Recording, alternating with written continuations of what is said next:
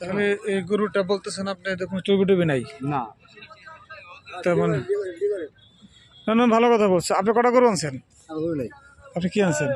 হাটের লোক। তাহলে এটাতে বলছেন কি চর্বি হবে না? না কনফার্ম চর্বি হবে না, এটা মানে কোনো ফিট ফিট খাওয়া নাই তাই না? না কিছু খায়নি। মাঠের এসে ঘাস আর এসে খ্যার, ঘাস আর এইগুলো যে খাচ্ছে তখন এইগুলো এখন শাল আর এসে ওই গুঁড়ো, হ্যাঁ কি খাচ্ছে? ওই ধানের গুঁড়া, ধানের গুঁড়া খাচ্ছে আর ওই শাল, গমের শাল। গমের চাল খাচ্ছে তাই না? তার মানে দেশি গরু একদম পুরো একবারে মানে দেশি গরু। পিওর দেশি হ্যাঁ, গরু pure তাই না? দেশি, পিওর দেশি গরু। তাহলে কারোটার দাম বলতেছেন 3 মণ হইলে আপনি বলছেন 1,10,000 ছেড়ে দিবেন। হ্যাঁ হ্যাঁ, 1 লাখ। আর এটা বলতেছেন আপনার